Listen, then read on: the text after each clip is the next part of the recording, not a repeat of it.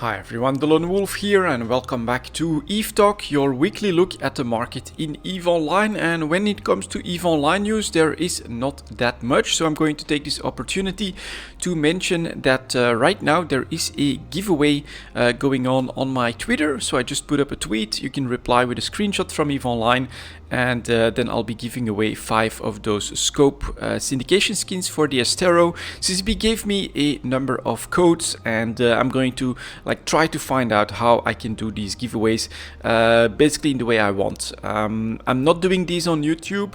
My excuse for that is that the YouTube channel it's just a hobby.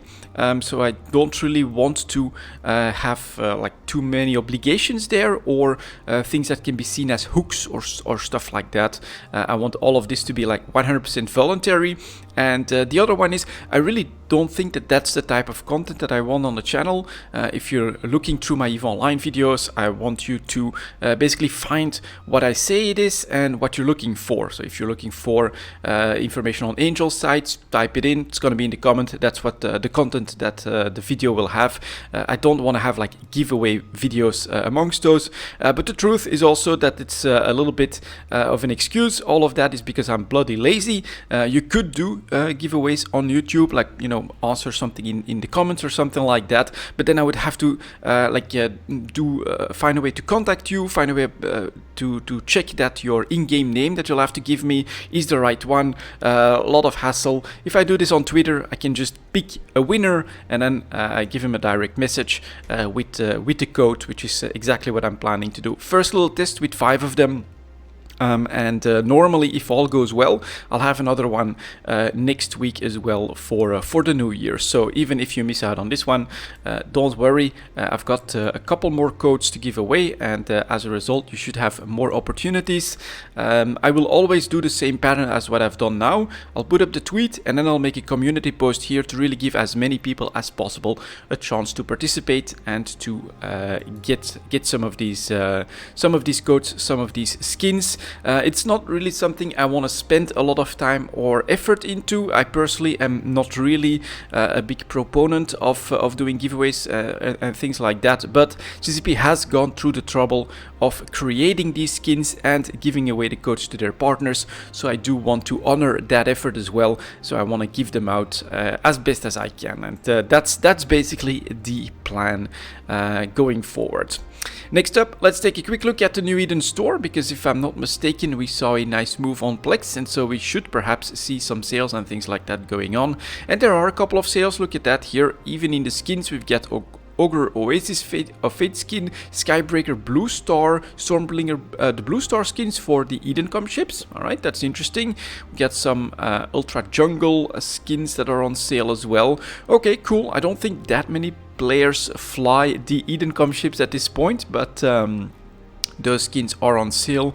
And then we have a couple new, marked as new still for the Yule Star skins, like the Retribution, the Buzzards, Demos, Broodix. Alright, and then we get some bundles, some more of these. Okay, Zakura Okay, lots of new skins here as well. A sale on the Lava Core Imperial skin for the Aeon. If you're flying a super carrier, that could be interesting. And then over here we also have a sale for Omega Time, which of course is the, let's go to the services actually, which is of course the reason why plex has gone up all of a sudden. You can get 30 days Omega clone time for 425 plex rather than 500 plex, and so that creates a little bit of demand in the game as players want to get to that 425 and dump in 1 or more months at this discount. Very cool. It is the holiday seasons of course, and so this is the time for opportunities if you're looking for sales on the New Eden store. Next up, let's get started on the actual EVE talk. As always, we're gonna start with plex and stuff, and that's coming in at 435, let's say. Like that. And of course we are going to start off with plex right away, and I'll take a quick look at the chart first. You can see a jump up in price to well above 2.75 million in the last couple of days. A nice volume increase here as well, over double the normal amounts, 3 million, or that's probably 300 million units that that have been trading hands here in Jita through the app, things like that. There's quite a few easy ways of doing that, and it's on the upside for the price, which is of course quite normal, as I've said, since you can buy 30 days game time with 425 plex rather than 500. Players want plex and they're willing to dump some of their ISK into a plex package so that they can get that cheap Omega time. Makes a lot of sense, of course. The actual prices for GTA 4 are around 2.9 million for the sellers, and the buyers have not gone up that much, a little bit above 2.7 million, just a couple of them. And then in the player-owned trade hubs, we actually managed to go down to less than 2.8 million. And for the buyers there, it's the same range, 2.758. Super narrow margin here, of course, quite a bit of competition with that increased volume at a slightly higher price. But this is still very, very reasonable, I would say, considering the last couple of years for Plex prices. And then you get this discount for 425 Plex for a month game time. Definitely something that is worth looking into. And a lot of players agree with that, so competition is hard, margins close, and we have a slight uptick in price, but nothing too dramatic. So that does mean, in my opinion, that for the longer term, the market's really not sure what to do with Plex just yet, right? Are we going to get that continued inflation? Is Plex really going to be the place to store your value? Is it still going to be gold? Well, at the moment, of course, we saw that the ISK faucets are quite under pressure from the changes done to nullsec, and it's going to be interesting. I think players are not really sure if they should actually pour ISK into Plex or into actually in-game stuff that could increase in value a lot more because of other possibilities. Next up, we have the multiple pilot train certificate. Slight bump in the volumes as well, but not really much happening when it comes to the price. Still below 1.4 billion for the sellers in the trade hubs, just above 1.4 in Jita, and just below 1.3 billion for the buyers. So that still gives you a little bit of that same range. The uptick in Plex prices has not been so dramatic that it would also increase the price of the trading certificates. After that, we have the skill extractors that are also up in price, right? With a little bit of a delay. That's pretty interesting. That you can see here in Plex, it's right away you get a massive volume spike, and straight away prices went up to 2.8 million for the skill extractors. Basically, it needs a little bit of time for that conversion to happen and for extractors to become a little bit more expensive. As a result, we are now talking almost 320 million for the sellers and almost 310 million for the buyers. A slight upswing in price, but again, quite manageable, I would say. Impact on the injectors, let's take a look at that here. Next to nothing. That's maybe a little bit of a surprise, but it's basically the same rule, right? Plex moves right away on its own sale, of course. That's quite normal. Then you need a little bit of time to convert that bump into an impact on the extractor market, and then of course you'll need even more time for that to convert into a potentially or possibly something like a bump in the injector market. But the injector market is actually pretty large itself, large scale injectors, and as a result have quite a bit of inertia, and we are still continuing to slowly go down in price. Now we are below 650 million at 646 for the sellers and 620 for the buyers. Continued pressure, 1 year low point, or practically there again. And so is this a buy opportunity? Well, it's that same question, of course. There's people that will say, yeah, of course, it's the holiday season. You can see everything that CCP has given out for just logging into the game in the last couple of weeks. That puts a lot of pressure on these skill injectors, because who needs all of that extra investment when you can now use your Plex for cheaper Omega time, when you've got all of those extra skill points just given to you for logging into the game? Well, that of course means a lot less demand, but next year, once the holiday season is over, things may be different. We may still have like a Valentine's Day. That's always one where CCP usually does do some stuff as well. But after that, we may have a little bit of like a drought period for that very generous SP giving from CCP, and that could be the time when prices and demand for skill injectors may go back up. But for now, yeah, the pressure is on, and we are close to a 1 year low point below 650. That's definitely the lowest range of the year. Small skill injectors are actually showing a slightly different chart here. Last couple of days actually up just a little bit, a bit of a bounce off of 130 million ISK, and that's very interesting. That puts all of this into a different perspective. Is the bottom indeed starting to be shown here? Will investors start to, you know, take stock of this low point? It was also from an actual 1-year low point. Basically, we reached that here as well, bumped back up, and here same thing happening. So it is possible that that these skill injectors are reaching their bottoms. 130 million for the sellers, 123 million for the buyers. And I've said this quite often, but I think that skill injectors are not really good for the longevity of the game, because of course it cuts down on actual training time, which it allows large entities, big players, to immediately inject into the best meta. But at the moment, CCP has managed to keep everything in such an impossible to predict state that not that many players are willing to risk it. And then the item itself is actually pretty interesting, because of course it's made out of plex, basically, right? A part of it, the extractor, is basically made out of plex, which gives it that inflation hedge aspect to it. But then you have this, you know, if the game is doing well, if CCP comes out with a lot of new stuff that all of a sudden requires skill points, then yeah, the skill point part that is extracted from players and then put in here up for sale becomes a speculative aspect of the injectors that potentially means that you can both ride an inflation wave, and on top of that, you know, with the right content, you can ride an extra demand for skill points, and thus you can really make a lot more profit out of this. Potentially, there's a bit more risk on the downside as well, but potentially this is a very interesting item where you can combine an edge against inflation with speculation on something cool coming out for the game, and thus speculation on more demand for skill points. It is very, very interesting as an item, I would say.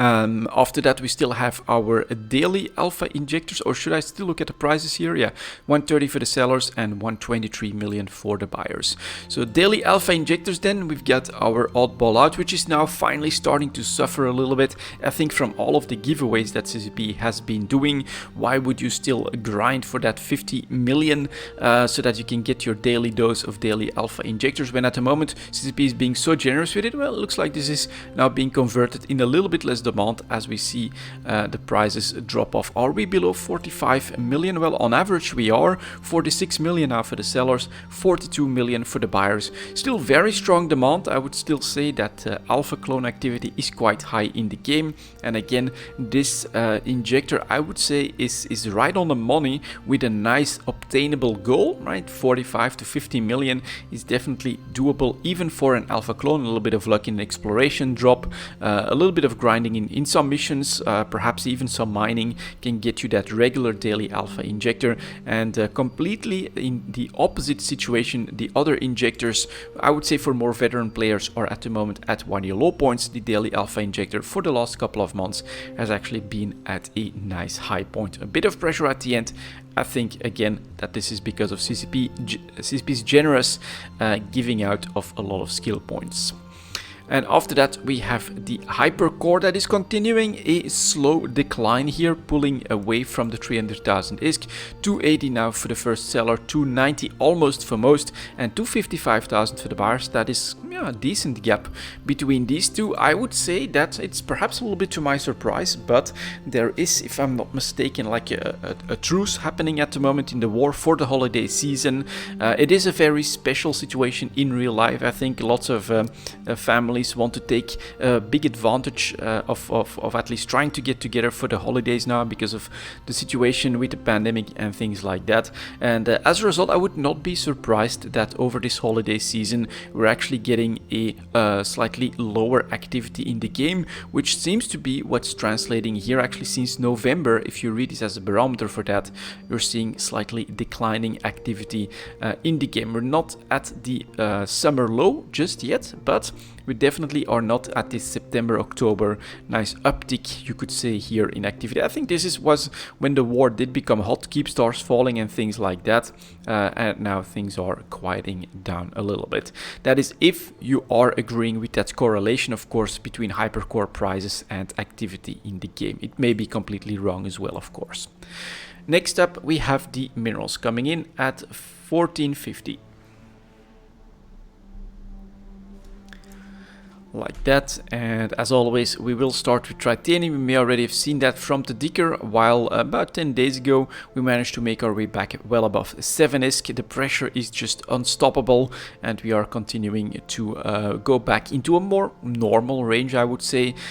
So for the Jita prices, we're talking 6.7 almost ISK for the sellers, hundreds of millions. Yeah, definitely a couple of these orders coming in here, quite sizable volumes. And then 650 for the buyers, a very narrow margin between sellers and buyers. So there is strong demand, but supply has found its way back into the market after all of the changes. I would say that this is also quite normal. If you then think back to my experience in Dital, I would say that null-sec entities, low-sec entities are starting to find their footing as well, establish their trade routes, get their mining corporations in place, and then they're just starting to supply the demand that is needed. This may feel, right, if we're looking at this chart, as a bad price, but historically speaking, we gotta always, I think, keep that in mind. Almost 7 ISK is still a very good price for titanium. This is not 4 or 5 ISK, which we've seen before in during the resource bonanza period, you could say. This is still a very reasonable price for titanium, and it is not a worthless activity to go after some Veldspar. But granted, of course, if the others are still doing a lot better than titanium, like Pyrite and Mixlon, then of course your focus should be elsewhere. But if you have extra time, for instance, and it's all been mined out, some Veldspar is still an okay activity. It's just not, you know, top of the bill anymore, which it was right here in April and here in October. And you could go, of course, get 10 ISK per unit of titanium, quite an incredible price, but that was not to last forever. After that, we've got Pyrite. A little bit of a pullback on this one as well. Went above 20 ISK, but that doesn't seem to be too sustainable. Well, it is still almost 21 and 20.30 for the sellers. Buyers coming in at 19.45, so you're pretty close to 20 ISK, but a bit of pressure, I think, from a nice bit of supply here as well. 76 million, another 234 million. Those are quite sizable amounts that are being brought to the market, and in order to get these average prices in the last couple of days, it also means that some players have just straight been selling to these buyers in the Tranquility Trading Tower at almost 19.5. But of course, if we then look at this 1 year chart, this is a pretty good gain, of course, quadrupling the price of 5 ISK that we started the year at. So, you know, relatively speaking, you know, going for Pyrite does make a lot of sense. But again, if we take this historical perspective, I think we're a little bit above the historical average for Pyrite. So it's not like this is a completely crazy price either. Let's all keep that in mind. At the moment, of course, right, with the titanium pullback, I think you do want to focus on sources of Pyrite and Mixlon as well. If that's holding on, that is holding on, and in fact going back up a little bit as well. Trying to get to 125, not there just yet. 124 for most sellers and 120 for the first buyer, 119 for a lot of them.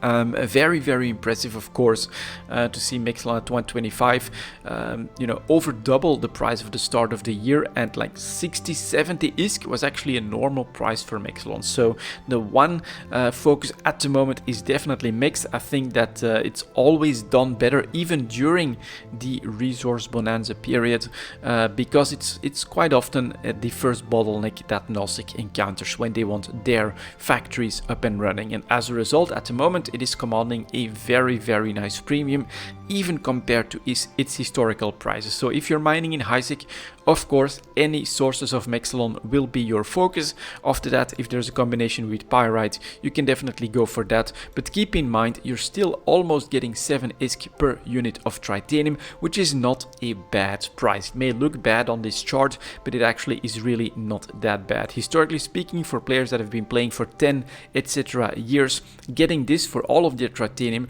would probably be a very reasonable maintaining of the value of all of their efforts through the decade that they have been playing EVE Online. At least that's my feeling on that, which is very impressive actually. If you look at what all of this has done for the value of minerals, I would say it's basically brought it back in line with what they've always been worth. And so this fight against inflation has been, from that perspective, quite successful. Compare that to any other game like World of Warcraft, any other MMO. Perhaps Albion Online could be An exception, I'm really not sure what its economy is looking like, to be honest, but most games, most MMOs really devalue all the efforts that you've put in the past. And if I'm looking at Tritanium at 7 ISK, Pyrite at 20, and then Mixalon at 125, all of your mining efforts that have ever been done in EVE Online still hold their value quite nicely. Now, maybe at the very start of the game things were different, but I would say like over the last decade or so, it's quite impressive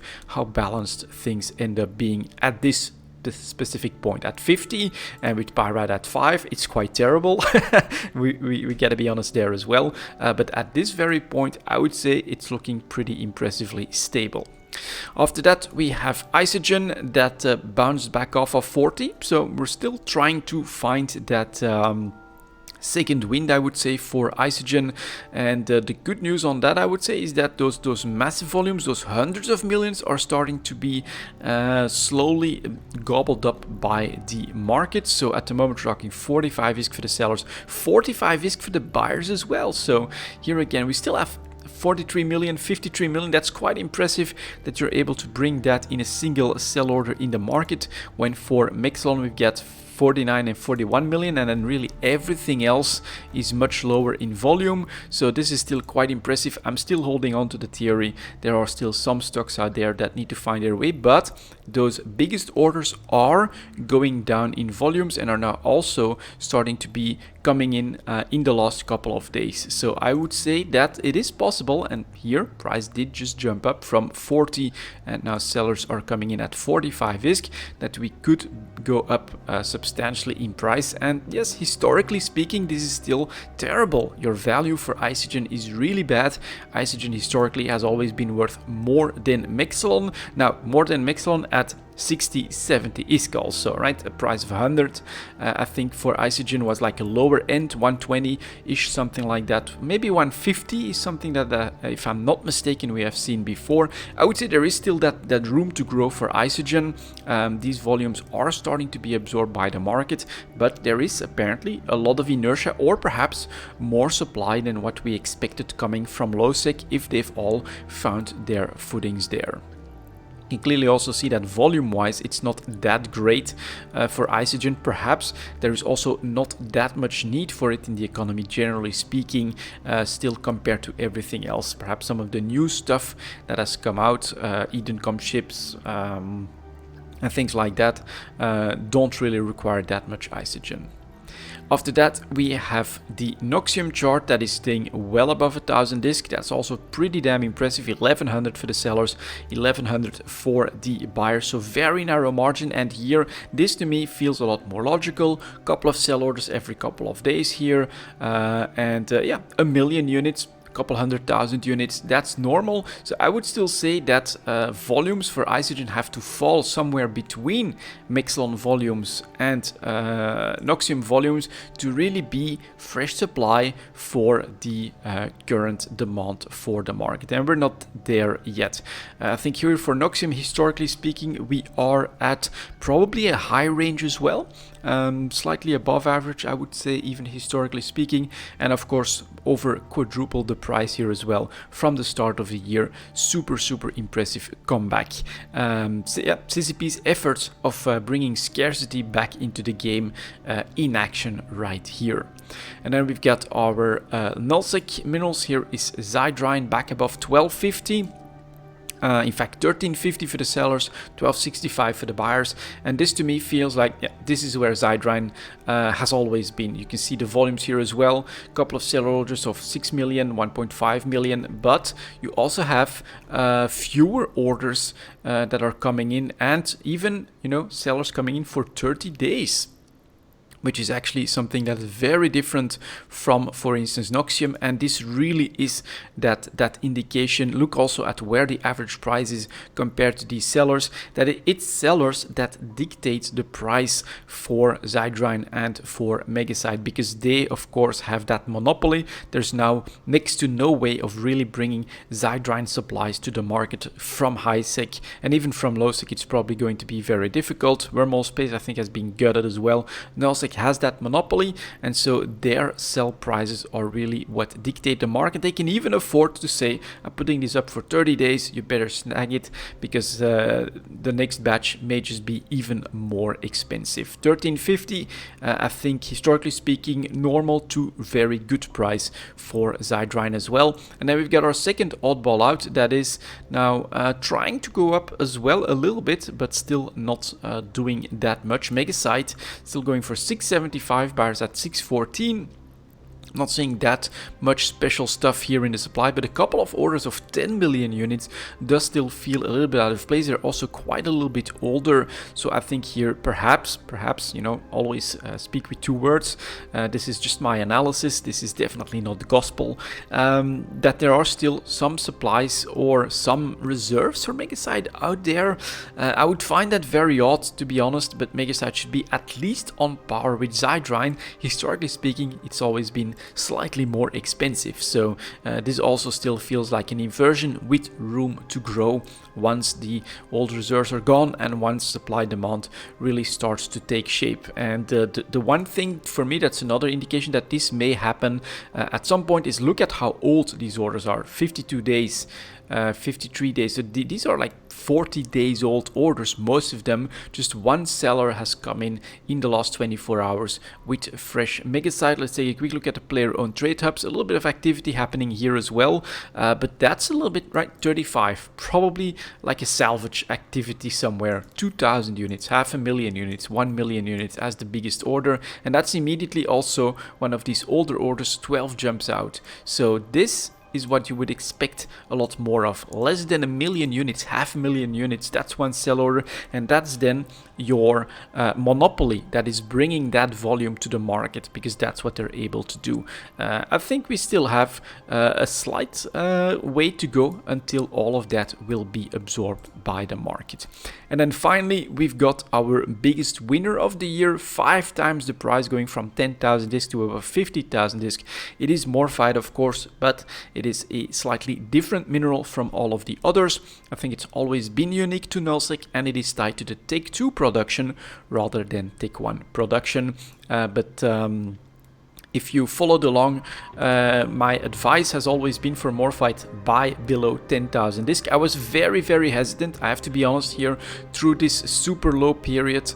I was very hesitant to jump in on Morphite, but over this period there were probably chances for you to pick up Morphite at 8,000 disc and things like that.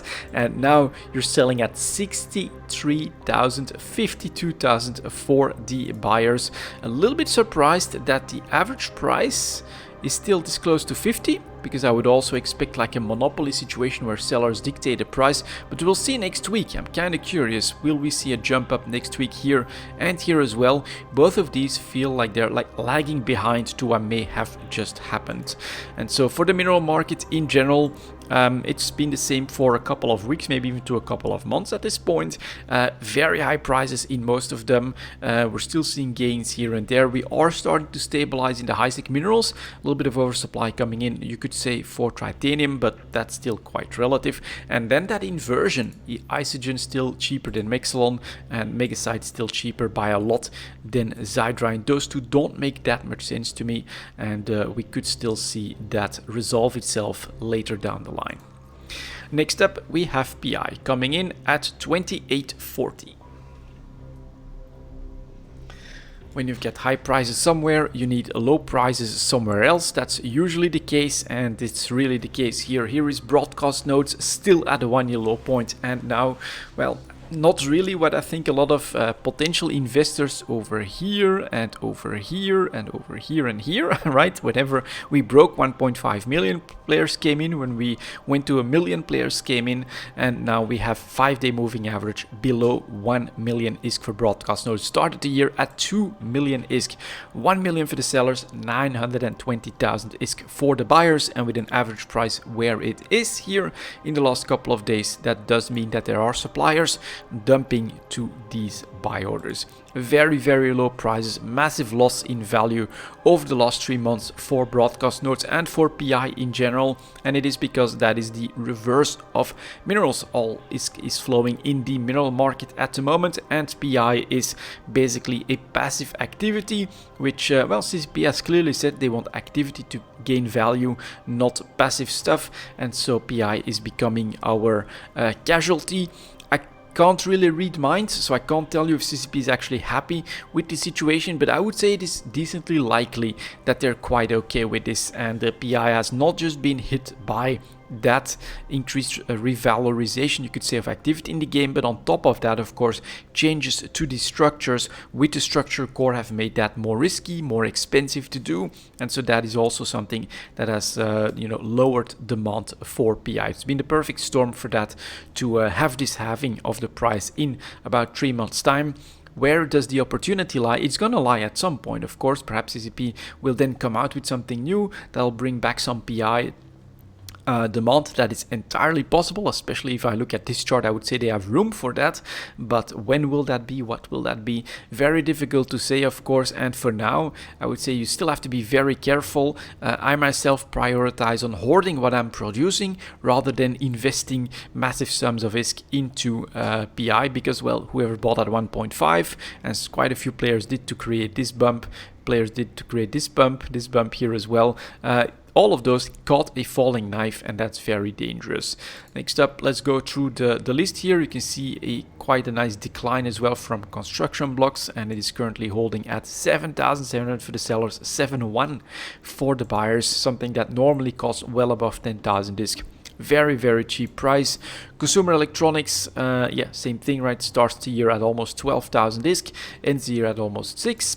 6.7 for the sellers, 6.5 for the buyers. Coolants continuing to go down as well here. Very, very dangerous chart, honestly, after because it was tied to fuels. I would say it's one of those that last year, so through the year 2019, actually held on really well compared to everything else, to its value, and managed to command a price of like 12,500 ISK. And so whenever we had this, we jumped down to 10k. Oh, that looked like an opportunity. And here, very risky investments starting to be made. Looking back, of course, at the time, these look like, all right, that's amazing. I could buy close to 8,000 ISK here for my coolants. That's great. Potential upswing is like 50%. I think I may have even mentioned that in some PI segments in Eve Talk during this period as well. Summer slump, things like that are historical things that do happen. And here in September may have even looked like it was going to happen, and then ouch, we lose that value over those 3 months as well, back down to a pretty much an all-time low, I would say. Look at that, 6,700 for the sellers, 6,273 for the buyers, and we've got 1, 2, 3, 4, 5 buy orders, 3 of them somewhat serious. That's it. So it's clear that demand for fuel is gone. If fuel is still dropping despite reaching 18,000 ISK, this is, of course, yeah, the perfect storm for all of this. And then we reach cryoprotection solutions, or one exception, I would say, still holding on above 100,000 ISK. You have this March-April bump, which was showing up because these items are tied to implant production, and that's our one exception when it comes to PI. PI materials tied to implant production are still doing quite well. 120k for the sellers, 97,000 for the buyers. Definitely able to maintain that price range above 100,000 ISK, and even moving up a little bit. Very, very impressive if you look at all of the others. A little bit of pressure still here in October building, but the losses are definitely contained for now. Enriched uranium, almost 15,000 ISK at the high point here at the start of the year, currently at the low point, went below 7,500 by quite a little bit. 7.8 for the sellers, 7.6 for the buyers. Integrity response drones, advanced PI, so tied to the production of structures quite a lot. Starts at 2.5 million, ends up landing a little bit above 1 million ISK here. 1.5 for the sellers, 1.1 almost for the buyers. That's still a super super big margin for something that's already this depressed in price. Mechanical parts tied to fuels here, we did have a little bit of an investment, right? When we reached a price below 7,000 disc by quite a little bit, which created a nice little bump, but yeah, the situation is what it is, of course. 7,000 for the sellers, 6,600 for the buyers. I can understand this, right? If you have a longer horizon, you can definitely start to take your positions. I myself am building mechanical parts, so I'm just putting them all in a station and hoping for better times down the line. Nanites March-April bubble, so doing a little bit better, but some worrying signs at the tail end here. Still 5,200 for the sellers, but 4,400 for the buyers. That's a pretty wide margin for the price range going up. And I was, if I look at this chart, buying below 5k does make sense to me for like another implant introduction, which I think is more likely than like a new structure introduction or something like that. So this is interesting. The first one where, well, supply is still saying, nope, I want my 5.2, and I think they're finding enough buyers to snag this up as well, because they want to build implants right away when the BPC drops and things like that. But overall, supply is down, and so there is a bit of a first threat looming even for PI materials tied to PI, implant production, excuse me. Nano factories, right, 1.25 went even to 1.5 million and is now at 750, even below 700,000 ISK for the buyers. Organic mortar applicators, investment has been made here, starts at 1 million, we went down to 600,000 ISK, and here we get a nice little investment bump on volumes. Now they're decently careful. They didn't go above 800,000 disc here, so we are talking 824 for the sellers and 774 for the buyers. For now, this looks like that was the right time to buy. It was quite nasty, of course, if you look at this entire chart, but we'll have to see in the upcoming weeks if this was the right choice.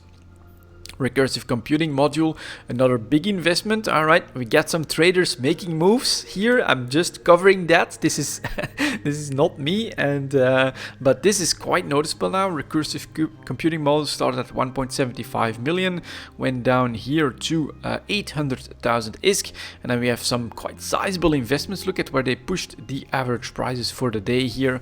1.6 million again, 1.25 million on the downswing. That is very, very impressive. That is not careful investing anymore. That is just a massive chunk of buying and some replacing as well, I think. I would call this dangerous, but perhaps it's also a move from a big entity. Let's say that the Imperium is now taking this holiday season truce as an opportunity to prepare for their future. Perhaps they think that, you know, getting kicked out, losing all the structures is inevitable, and if they are going to have to re-establish themselves somewhere else, well, some structure building is going to be needed. So that may be the first moves for something like that, or it could be speculation, of course. It could be actual traders starting to set up their positions. Very interesting. Comes out of the blue right now for the holiday seasons. We've got some movers making their moves. Robotics is continuing to go down. 1 year low point at 60,000 discs, lost 50% of the value, and actually normal price for robotics, I would say 100,000 and up. 61 for the sellers, 60,000 for the buyers. Some bottom forming happening here as well, but yeah, don't again look at all these downtrends with slight upswings here and there. Very, very careful. Self-harmonizing power cores also landing on 1 million ISK, losing 50% of the price. No big volume spike just yet, so here nothing to report really. Sterile conduits 125. You can see the loss here as well from 125 starting in October to less than 900 now. 870 in fact for the sellers, 850 for the buyers. Yukami superconductors, let's see here. Also, again, you know, it's an implant related one, so above 50k is still good. I would want to buy below 50k. It's been able to maintain that for quite a while, but here at the tail end, first signs of pressure are really starting to show up as well. 67,000 for the sellers, 57 for the first few buyers, but demand is drying up. And then finally we get wetware mainframes, continuing the slow edge down to 1.25 million here. 1 million for the buyers. That is very cheap as well. But yeah, this is an interesting week, I would say. Look at that. That's a big move. That's a lot of product. That's a lot of ISK. That's a pretty sizable investment. Definitely interesting to see that happen. Next up, Advanced Moon Materials coming in at 39.20. Let's take a look at these and see if we can look at what's happening with Take-Two production. Alright, crystalline carbonite, kind of a base product, you could say, for Take-Two Galente production. Very interesting as well here. Moving back up to an above average price, 169 for the sellers, 150 for the buyers.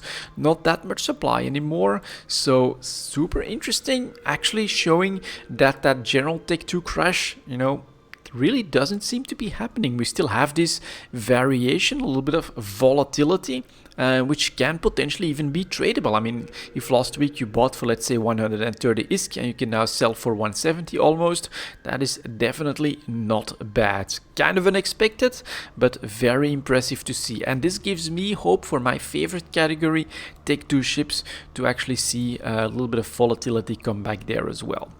Next up we have it's carbide, so we're talking titanium carbide for Caldari. Also super nice volatility, right, between 180 and 140. Quite a nice seesaw here. Just last week I think we went down to 140 at the low end of the range, and we're working our way back up. 156 for the sellers, 150 for the buyers. They are moving as well. So very interesting to see this chart happening here in these carbide markets. After that we've got not metamaterials, we're talking Fernite carbide. Also we do have a seesaw movement, but this one is probably suffering from this general oversupply because of everyone knows that the Imperium does have some Take-Two Minmatar ships in the meta, and as a result there's maybe an overemphasizing of this one. At the moment we get a nice little spike here from, let's take a quick look at that bottom range here, 115 up to 159. That's also, I would say, tradable. Unfortunately, we're on the downside at the moment of that. 129 for the sellers, 120 for the buyers. And then finally, we've got tungsten carbide for Amar, a lot more stable, I would say, losing some ground at the tail end and now slowly working its way back to 150, which is still below average for the product. 150 for the sellers, 144 for the buyers, but very impressive volatility in the Galente and Caldari carbides. After that are metamaterials. Here's photonic metamaterials for Galente, staying well below average, well below 12.5, 11,700 ISK for the sellers and 10,400 ISK for the buyers. After that we've got Caldari with non-linear metamaterials. That's nicer. Volatility and another comeback here. That's strange.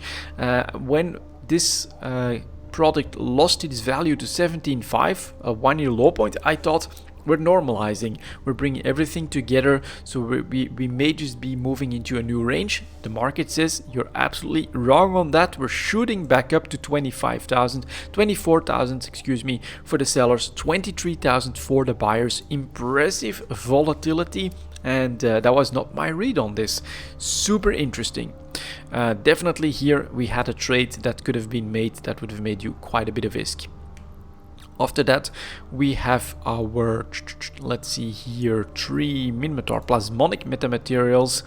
Big volume that has caused some increase in the price from a low point pretty much, but not that big of a move. We're still talking 16,300 for the sellers, 15,000 for the buyers. Quite reasonable.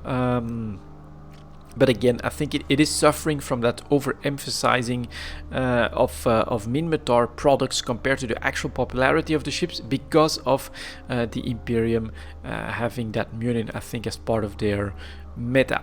And then finally we get terahertz metamaterials that went to a bottom of 12,500 ISK. I really thought here, because we were reaching this as well from 4 terahertz, that we were going to work with that new range for the non-linears, but yeah, turns out that a slight comeback is in the works here as well, back up to 15k, 15,000 for the sellers, 14.5 for the buyers.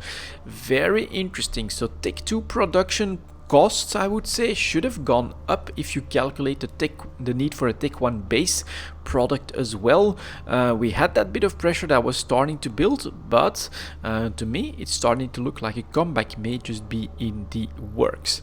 Let's take a look at the rest of them. Now there is this other category part of advanced moon mats where we do have that PI deflation, you could say, problem where value is going down or lost. Here, for instance, Fermionic condensate starts at 90k, ends at 60k, we lose 50% over a year. Ferrogel starts at 40, ends at 30, we lose a quarter of the price. Fullerite was able to stay above 1000 disc for most of the year and is now selling for 640 ISK, buyers coming in at 590. Hypersynaptic fibers, right, starts at 11,000 to 12,000 disc, ends the year at less than 9,000 disc, also like probably close to a 50% loss. Nanotransistors, very interesting, one with a very clear pattern. You can see how stable this actually tends to be. So when we were slightly oversupplied, it was like 5,000 disc. Where there was not enough supply, we went to 6k, sometimes a spike above that, but mostly 6k, 5k here again. And then, yeah, we have that lower range, which was why I thought perhaps for the metamaterials we would see that as well. Yeah, now it's 4,000 disc, and then we are now another step down, 3.7 for the sellers, 3.5 for the buyers. Here that loss of value is pretty obvious and seems structural. Phenolic composite starts above 2k, ends below 1.5k, and then still ceramic fibers. All right, a first one that's also working on a comeback. Okay, all right, the first counter indicator in this category starts at around 450, bottoms out at 300 disc, losing 50% of its value. We're back at 373 and 340 for the buyers. Very, very interesting. This is the first one. It was starting to do that last week, but still seemed well below the range. But this is actually pretty damn impressive. All right, moves in advanced moon mats. Interesting.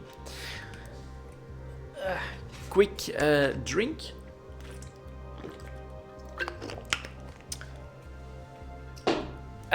As we move to the Tech 2 ships at 4610. Like that. All right, let's see if we have some comeback stories then, because I was starting to fear, which is also why I took a look at the market and was looking for that general Tech 2 crash to happen. But you know, the advanced movements are confirming my findings there. I did not spot a general crash. I did see basically meta winners and losers. But what I'm personally looking for is potential volatility, and here the Basilisk is showing a lot of that. We're continuing on the downtrend for the last couple of weeks, and we're starting to reach 190 million for the average price, 195 for the sellers, 184 for the buyers. Look at the high range going up to 240 million, and it did so in November. So I would say yes, we are in a buy opportunity for the Basilisk, especially if I look at what just happened in Caldari production base costs here. Very interesting. This could be a real opportunity. May even be worth a jump clone. Cerberus next, also still moving at its low range, and today's average is reaching 200 million, 210, 211 almost for the sellers, 195 for the buyers. Well, we have had better trades. I have to be honest here. I know from historical perspective that I've bought Cerberus at like 185. So this still feels like it may be a little bit early, but looking at the entire chart again, and again keeping in mind Caldari production costs may just be going up, this could also be the right time to jump in on one Cerberus. After that, we've got the Guardian, 1 year low point, very interesting, breaking 180, and so here this pattern is why I think a general crash was feared. 163 million for the sellers, 155 million for the buyers. Well, it's a difficult choice. Mar production has been a lot more stable and has also lost that value quite a little bit in those last couple of months, basically in line with what happened after this last spike up to 230. So that is really the question that you have to ask yourself, I would say. Are you expecting a new range to become the next step, or are you expecting potentially some activity in Nasdaq to bring us back into that 200 to 250 million range, for instance, for the Guardian? It's difficult. I couldn't tell you the answer myself. And I would say that, yeah, the advanced movements give us an indication that for Caldari, there's much more chance for recovery and for maintaining the range than Amar and Minmatar. But who knows? It's difficult. This is very enticing then, right? You're buying so much below the entire chart. If you can buy close to 155, that feels like it should really be a good investment. But is it? That's the real question. That's the market, of course. Here's the Hound making its way back towards 25 million ISK, 24.4 for the sellers, 21 almost for the buyers. Here, you know, again, is this the new range? Or can we make our way back to the 30, 35 plus on the high points? Very difficult to say. Ikitursa continuing its climb up to 900 million ISK, 910 for the sellers, 820 for the buyers. That should mean that any activity in Pogven should be quite lucrative, but of course it is, you know, one region, difficult to actually do anything there without the standings. So I think we are in an interesting situation. I kind of wonder what the metrics are for Triglavian activity. For me personally, they've definitely gone way back to the background, and then the real question is, what is CCP planning for the next set of changes in the upcoming year? What are the quadrants for 2021 looking like? We really don't know, but for now it's looking like Triglavian Edencom stuff very rare, but also very expensive and lucrative as a result. So Ikitursa, 900 million ISK, very impressive price, of course. Ishtar going a little bit of a bump here. Okay, stemming the bleeding, stopping with the bottom at 180, now 190 for the sellers, 174 for the buyers. So you can still buy below the entire chart by quite a little bit, but we are stopping our descent here. Manticore, that one is down to 1 year low point again, reaching 20 million, 21 for the sellers, 18.2 million for the buyers. Caldari again, another drop off here. What happened in advanced movements? Yeah, if I would be in need of that Tech 2 investment, Manticore, Basilisk, Cerberus, they're on the front line for me at this point. Munin continuing that slow pressure as well. I kind of want to take a quick look at that. Minmatar. Okay, slight bump here, and then Minmatar bump, but already back down. So no, I'm not gonna say that this is looking too crazy, actually, and that this is looking like a full on opportunity. 184 for the sellers, 168 for the buyers. You're buying below 170. Can I get that to show up on the chart? Yeah, you're definitely buying below the entire chart. So yeah, for your consideration. But again, I'm a little bit more skittish on Amar and Minmatar than I am on Galente and especially Caldari. Here's the Nemesis. This one does seem to be, you know, lowering the range. 20 million as the bottom, 25 million as more of a high range. 24 at the moment for the sellers, 21 for the buyers. In between spots, not where we want to be. The Oneros did a nice jump up to 200 million ISK and then recovered massively in a matter of 10 days. Way back down, 165 for the sellers, 148, excuse me, for the buyers. So you had this buy opportunity. This is definitely tradable, right? Buy close to 150, try to sell at 190. You're making ISK, but I think my warning rings very true here. Look at how speedy the move back down is. That is because if you're holding a dozen Oneroses and you're trying to take that profit, that's never gonna work. Do so with a single ship and you are looking at nice investment cash there.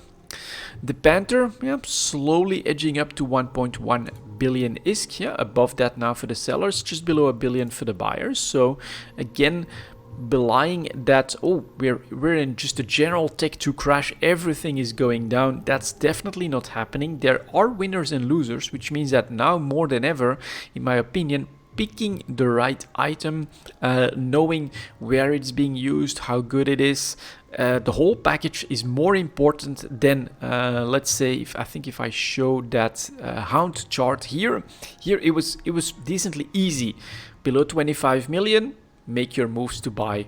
Well above 30, make your moves to sell. This was super easy, consistent, predictable, very nice. Now you need to do your homework because there is pressure on some of them when it just comes to production costs, but it's all about what's being used where you can you expect losses, can you expect spikes in demand, all of that stuff. Purifier Amar losing that value, low point getting close to 20 million as well. Now we're at 26 for the sellers, 22.25 for the buyers. Slight swing up here, but clearly, right, quite a ways to go for that 35 million. And here again, that predictability, right, jumps up to 35, goes back down, 27, 26, something like that is probably the range that you were looking for. Very nice, predictable, super consistent pattern. Lovely to trade in. Here now, it's a bit more risky, and you gotta basically look at more parameters, I think, than just price. Scimitar still staying well below 200 million, 185 for the sellers, 169 for the buyers. And in the meantime, the Widow also playing around 1.1 billion. I would say slightly above average even for the Widow. Cost 1.1 and almost 1.1 for the buyers as well, showing strong demand. Caldari again, definitely noticeable here. Very interesting. And then the Zealot, slight bump, but already under pressure again. 193 for the sellers, 176 for the buyers. Yeah, the Take-Two ship market still interesting for trading in my opinion, but I think that we are going to have to look at more than just the price, because the ranges are all over the place. There are now, I think, differences between the different empires, right? Caldari is definitely moving differently than Minmatar, and then also meta. The meta is actually really important. What's being used where, what activities are in vogue, what the CCP provide us for extra content. That could be an answer as well. It makes it more interesting. I think potentially it makes it more lucrative as well. I think if the Basilisk would show that spike, it could potentially be very nice. And then of course, if the Ishtar would make a comeback, that would be potentially very lucrative, but also more risky, less predictable.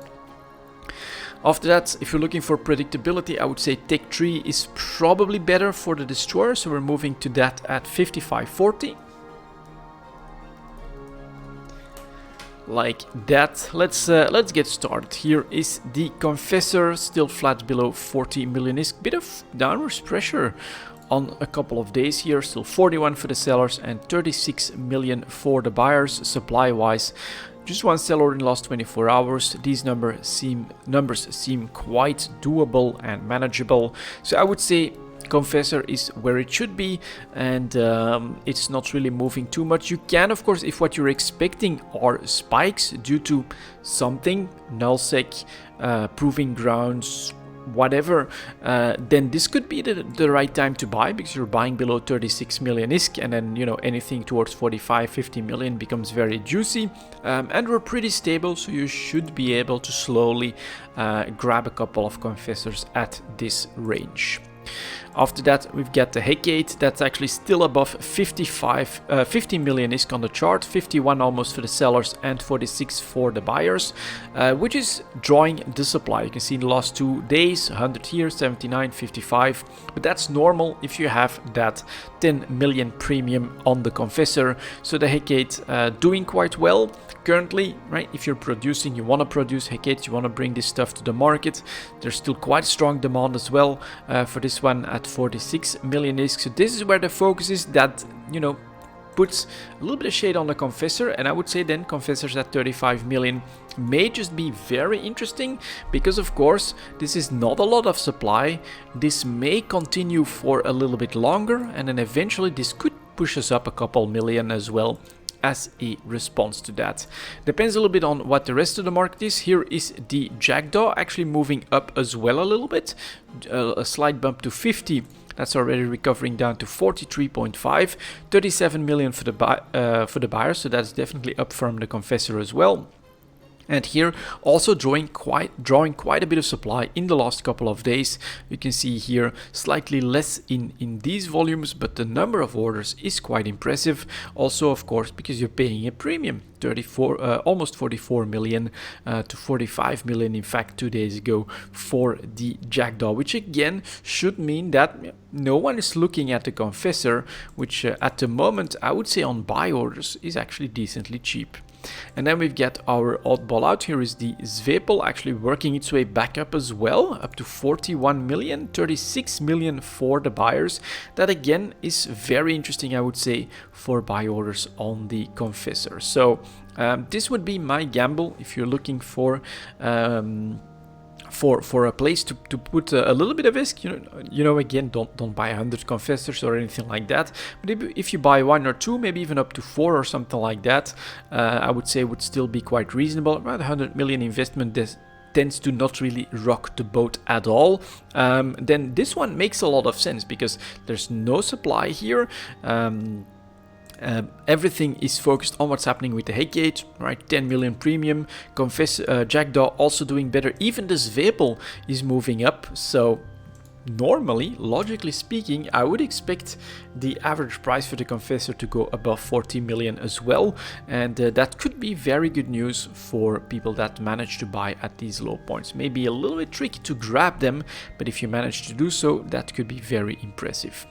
After that, or interesting, I should say, not necessarily impressive. Next up here, we've got our cruisers. Here is the Legion coming back down from a 180. So this also may look like nice trade potential, but I would always call that gambling when it comes to the cruisers, because the volumes just aren't there. It's 163 for the sellers, 147 for the buyers. There's no buyers right here. You can see there's not a lot of demand compared to the supply.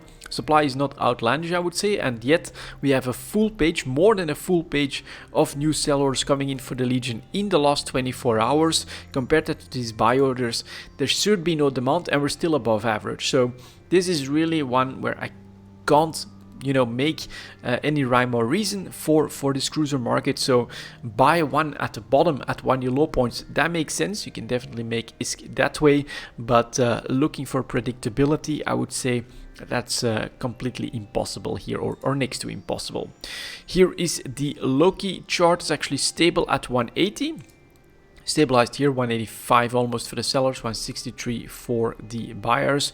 And here, that's a little bit more in line, right? Decent demand compared to the supply, not oversupplied. So we're paying a slightly above average price here if we disregard this one spike. After that, we've got the Proteus, and here, why does the Proteus spike up to 200 million? I don't know. 50, apparently 100 ships, 100 trades can do that, which is why I feel like this is so risky, but there is opportunity in that, but difficult to make anything happen, because look at how quickly a full page floods again. We're back down to 176, 158 for the buyers. So if you want to be sure, of course, if you bought for 130, you're looking at a nice sell opportunity, but to do intermediate trades, to hold on to more ships, it's really not my cup of tea. And finally, we've got the Tengu that's actually trending back up as well, 180 plus, 193 in fact for the sellers, 165 for the buyers. And yeah, this is again, okay, you don't have a lot of supply, and you do have a lot of demand, so the price going back up does make a lot of sense in that regard. But why isn't there any supply? That's then all of a sudden what doesn't make sense to me. If you look at what came in last 24 hours for the Proteus, if you look at what came in here in the Legion, I don't understand why the Tengu wouldn't be able to plug that gap into next to no time, and it probably will. I'm not really sure. Again, the destroyer market, I like it. I feel like it is predictable. I feel like it is working, intermingling quite nicely. The cruiser market, I feel like there is manipulation happening, and that it's a very dangerous proposition to invest in that one. At least with more than one ship. Alright, and that leaves us the extra product, which is going to be faction battleships this week at 102.30. Like that. Where are they? Ships, battleships, faction battleships. It's been a while since we've checked these, and I'm actually a little bit more interested in the pirate faction ships because of the event. Kind of curious as to what the Rattlesnake is doing. But let's start here with the Barghest. Nice, very expensive, up to 1.4 billion, recovered back down to a billion, but is already working its way back up. 1.3 billion ISK for the Barghest, 1.1 for the buyers. Very expensive, very impressive December increase. Potentially, is this because of the Winter Nexus? It is probably a great ship for that as well. Let me take a look. Does it have some drones? Attributes. Yeah, it's got some drones as well. So I would say that its missile damage can take care of all of the cruisers, battle cruisers, and the battleship very easily. And it's got the drones to take care of those 4 or 5 rats, smaller rats that come very close anyway. So Barghest may just be super popular because of that at the moment, but it may also be just increased price due to rarity, maybe war in the right region, something like that. Very, very impressive. Of course, starts here at 800,000 disc and a high point at 1.4 billion not that long ago. Next up, we get the Macarial shooting up as well. Starts here at 400,000 disc, is now going for 400 million, excuse me, ending at 594, almost 600 million disc. 50% increase. 522 for the buyers. Very expensive. Impressive to see this price move on no real volume increases. The Nestor is also 1 year high point above 600 million ISK. Not that much of a move over 1 year, but still very expensive, of course. And then we have the Nightmare that's plateauing at 900 million ISK. I think this could be nullsec. If I'm not mistaken, the Nightmare is used in fleets there as well. 900 million for the sellers, 800 million for the buyers. Yeah, very nice 50% gain here over the year as well. Balgorn going for 400 million is a little bit out of vogue, so that actually to me makes it interesting. I think I actually have a Balgorn myself, and if you're looking for that cheaper pirate faction ship that's still pretty cool looking and potentially can then hit quite nicely, 100 megabit bandwidth for drones, you can definitely do something with this ship. It just doesn't have that much of a bonus to missiles or anything like that, but stasis whip bonus as well can be very interesting as this oddball PvE faction pirate ship. It depends on what the price for the rattlesnake is. Let's take a look at that. Oh, quite a bit more muted than what I thought. Actually starts the year at 900 million ISK. We get a little bit of a late bump here, but we went down to less than 600 by quite a bit. Let's look at that here. 550, and that's almost half the price, and it's currently going for 679 million for the sellers, 630 for the buyers. So it's still expensive, but I would say considering what you're getting back for it, considering the price of the Barghest, the price of the Macarial, the price of the Nightmare, this is still a very, very good deal. This is not an outlandish price. I'm surprised by that. I thought we would be higher, like 800 or something like that. And then we have the Vindicator that is above 800 million ISK. It's actually really good at the moment, I would say. 900 million for the sellers and less than 800 million for the buyers, but very expensive as well. Can do incredible damage, and of course, if I'm not mistaken, for the winter event, we do have a little bit of a bump here. A lot of the ships come close, so that's perfect to whip and then just blast them away with your blasters once you can slow them down enough. So Vindicator may just actually be one of the, and Barghest may just be the event winners at the moment. Macarial is currently climbing substantially higher. Pirate faction ships, they're getting expensive. Next up, our Navy faction ships. Let's take a look at that. The Thunderchilds still going up in price as well. So for the players that were like me, actually, when we had the first introduction of Eden come counterparts to Triglavians, we saw Triglavian prices go down. I was kind of expecting, all right, this is gonna become any other Navy faction battleship, pretty cheap, accessible. No, 769 million ISK now still for the sellers, 630 for the buyers, and actually going up in price at the moment. Again, tricks, Edencom, that stuff is a little bit on the background, less activity, less supply, and increased price. Apocalypse Navy issue, actually very expensive at a 1 year high point as well, going for 600 million ISK on a complete lack of supply in and around Jeddah, 515 for the buyers. Very, very nice, I would say. Super high. Did not really expect that to be happening, but there we go. Armageddon Navy issue, also a MAR going above 500 million ISK. On no supply, it's actually 600 for the sellers, 500 for the buyers. Are there exceptions? Here is the Dominics holding on to 500 million ISK. So it's been like that for like the last 8-9 months or so. 540 for the first sellers, 483 for the buyers. Still expensive, I would say, but not outlandish. Megatron Navy issue also between 5 and 600, 590 for the sellers, 468 for the buyers. Raven Navy issue 1 year high point above 800 million is 868 for the sellers, 702 for the buyers. Scorpion Navy issue, all right, a little bit less popular, and that's weird, right? That one is going up, that one is going back down. This may again be the event. Well, not really seeing the volumes for that, but okay. Scorpion Navy issue selling for 670, buyers at 570, and then our Minmatar ships are actually going down in value, but coming from a 1 year high point of above 700 million ISK down to 520, 530-ish, 465 for the buyers, and Typhoon fleet issue going for 500 million ISK. So it's still about $500 million for any Navy faction ship, but a lot of them are going up in price.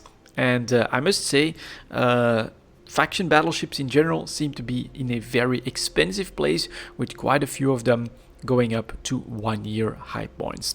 So that's going to be it for this EVE Talk, guys. Thank you very much for watching. Have a very good holidays, and then of course we'll see you guys next year with even more EVE Talk. This is just my Saturday stuff. I love it myself, so this is definitely something that will continue. Thank you so much for watching and all of your support, and I'll see you guys next time.